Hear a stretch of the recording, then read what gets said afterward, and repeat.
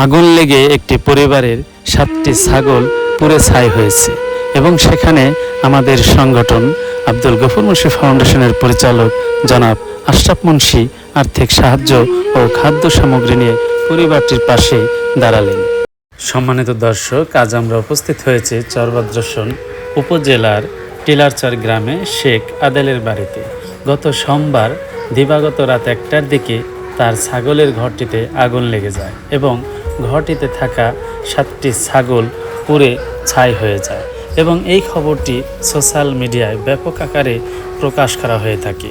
এবং যখনই আমরা এটি জানতে পারি, আব্দুল গফুর মুন্সি ফাউন্ডেশনের পরিচালক শাহাদাত মুন্সি, আশরাফ মুন্সি, সাইফুল ইসলাম তারা বিষয়টি নিয়ে আলাপ আলোচনা করতে থাকেন এবং তাদেরকে আর্থিক সাহায্য অর্থাৎ 1 বস্তা চাল, ডাল, লবণ সহ তাদেরকে সাহায্য পাঠিয়ে দেওয়া হয়। আমরা দ্রুত তাদের বাড়িতে চলে যাই। শেখ আদেলের বাড়িতে আমরা গেলে সেখানে কিছু স্থানীয় গণ্যমান্য ব্যক্তিবর্গ আমাদের সাথে কথা বলেন এবং দেখা করেন।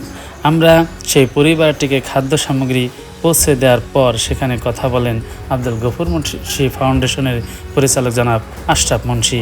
তাদের দুঃখ কষ্টের কথা তিনি শোনেন। তাদের এই দুঃখ কষ্টের কথা শোনার পর তিনি সিদ্ধান্ত নেন পরিবারটিকে নগদ 15,000 টাকা এবং খাদ্য সামগ্রী সাহায্য সহযোগিতা করার জন্য। আমরা কথা বলি শেখ আদেলের সাথে এবং কথা বলি তার স্ত্রীর সাথে। তার স্ত্রী এতটাই বিমর্ষ ছিলেন যে তিনি কথা বলতে পারছিলেন না। তিনি কথা বলার সময় কান্নায় ভেঙে পড়েন। আমরা কথা বলি প্রতিবেশী এক মহিলার সাথে এবং স্থানীয় প্রতিনিধি জনাব কামরুল ইসলামের সাথে। আমরা তাদের কাছ থেকে জানতে পারি এই ধরনের অনাকাঙ্ক্ষিত ঘটনা কিভাবে ঘটে গেল, যেটা কোনোভাবেই কারো জন্য কাম্য নয়। আমরা সতর্ক হব যেন এই ধরনের মহৎ এবং মানবিক কাজের অনুভূতি সম্পর্কে আমরা তাকে জিজ্ঞেস করি। বিসমিল্লাহির রহমানির রহিম। আমার অনুভূতি ভালো লাগে এই কারণে, যখন একজন মানুষ একটু হলেও উপকার করতে পারি। আমরা তাকে জিজ্ঞেস করি এই মর্মান্তিক ঘটনাটা কিভাবে আপনাদের নজরে আসলো এবং আপনারা কিভাবে এই সিদ্ধান্তটা নিলেন। কালকে সকালে ঘুম থেকে ওঠার পরে ফোনে দেখলাম যে এরকম টিলারচর আমাদের পার্শ্ববর্তী গ্রাম এরকম একটা সমস্যা, মানে সবকিছু মিলে একটা ভয়াবহ অবস্থা। এটা খুব হৃদয় বিদারক।